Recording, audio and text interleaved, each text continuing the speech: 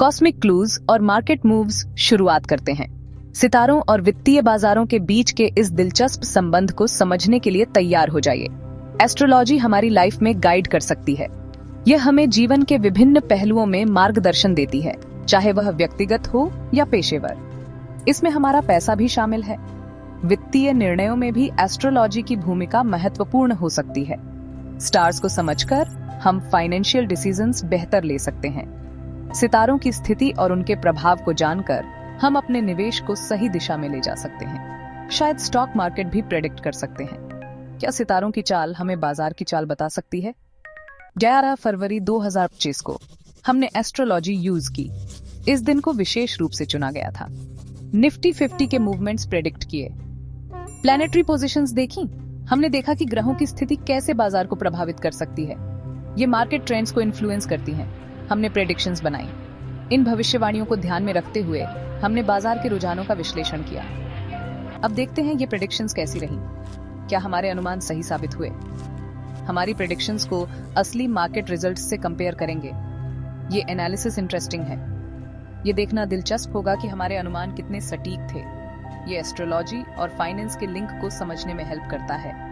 यह दिखाता है कि कैसे दोनों के बीच एक गहरा संबंध हो सकता है। ये भी दिखाता है कि हमारी प्रेडिक्शंस कितनी सही थीं।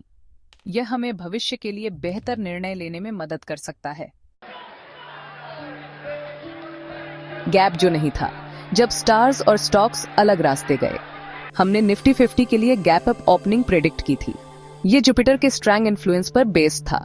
जुपिटर ग्रोथ से जुड़ा है, लेकिन मार्केट फ्लैट खुला। ये अनएक्सपेक्टेड था। फ्लैट ओपनिंग कई वजहों से हो सकती है। ग्लोबल क्यूज ने मार्केट को इन्फ्लुएंस किया होगा। कोई अनएक्सपेक्टेड न्यूज भी हो सकती है। ये चीजें इन्वेस्टर सेंटिमेंट पर इम्पैक्ट डाल सकती हैं। ये एस्ट्रोलॉजिकल इन्फ्लुएंसेस से ज्यादा असर डाल सकती हैं। इस डिफरेंस के बावजूद आगे एनालाइज करना जरूरी है। इंट्राडे मूवमेंट्स में अभी भी एस्ट्रोलॉजिकल क्लूज हो सकते हैं। हमें और गहराई से देखना होगा। कॉस्मिक रोलर कोस्टर की सवारी, 1 घंटे दर घंटे एस्ट्रो एनालिसिस। मार्केट पूरे दिन वॉलेटाइल रहा। ये स्टॉक मार्केट में आम है, लेकिन हम पैटर्न्स देख सकते हैं। ये पैटर्न्स प्लैनेटरी पोजीशंस को मार्केट मूवमेंट्स से लिंक कर सकते हैं। जैसे मून सुबह के टाइम एरीज में था। ये अक्सर अग्रेसिवनेस और जल्दी डिसीजंस लेने को दिखाता है। हमने बाइंग एक्टिविटी में तेजी देखी। ये एस्ट्रोलॉजिकल प्रेडिक्शन से मैच करता है। जैसे जैसे दिन आगे बढ़ा, दूसरे प्लैनेटरी एस्पेक्ट्स भी सामने आए। इन्होंने मार्केट की ट्रैजेक्टरी को इन्फ्लुएंस किया। इन आवरली शिफ्ट्स को समझना इंपॉर्टेंट है। ये हमें एस्ट्रोलॉजी और मार्केट डायनामिक्स के कॉम्प्लेक्स इंटरप्ले को समझने में हेल्प करता है।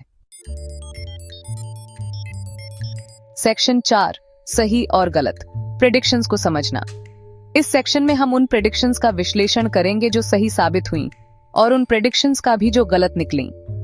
हमारी प्रेडिक्शंस में कुछ सही थी और कुछ गलत।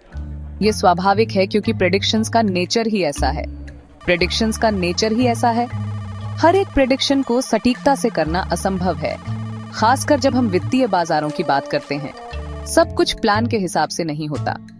बाजार की अनिश्चितता और विभिन्न कारक हमेशा हमारे नियंत्रण में नहीं होते। हमने दोपहर के डिप को सही प्रेडिक्ट किया था। यह एक महत्वपूर्ण उपलब्धि थी, क्योंकि यह दर्शाता है कि हमारे विश्लेषण में कुछ सटीकता है। ये मून के सैटर्न के अपोजिशन की वजह से था। एस्ट्रोलॉजी और फाइनेंस का यह संयोजन हमारे विश्लेषण का एक महत्वपूर्ण हिस्सा है। सैटर्न अक्सर कंसोलिडेशन लाता है। यह एक ज्ञात तथ्य है और हमने इसे अपने प्रेडिक्शंस में शामिल किया था, लेकिन हम क्लोजिंग आवर्स में तेज रिकवरी को मिस कर गए। यह एक महत्वपूर्ण चूक थी जो हमें भविष्य में सुधारने की आवश्यकता है। यह बताता है कि कुछ और अनदेखे इन्फ्लुएंसेस काम कर रहे थे। यह हमें सिखाता है कि हमें हमेशा सतर्क रहना चाहिए और सभी संभावित कारकों पर विचार करना चाहिए। इन सही और गलत प्रेडिक्शंस को एनालाइज करना जरूरी है। यह हमें हमारे विश्लेषण की ताकत और कमजोरियों को समझने में मदद करता है। ये एस्ट्रो फाइनेंशियल इन्फ्लुएंसेस की हमारी समझ को बेहतर बनाता है। यह हमें भविष्य में अधिक सटीक प्रेडिक्शंस करने में सक्षम बनाता है। हर मार्केट मूवमेंट प्रेडिक्टेबल नहीं होता। यह हमें याद दिलाता है कि हमें हमेशा लचीला और अनुकूलनीय रहना चाहिए, लेकिन डिस्क्रिपेंसीज को स्टडी करके हम फ्यूचर फोरकास्ट्स को इम्प्रूव कर सकते हैं। यह एक सतत प्रक्रिया है जो हमें बेहतर विश्लेषक बनाती है।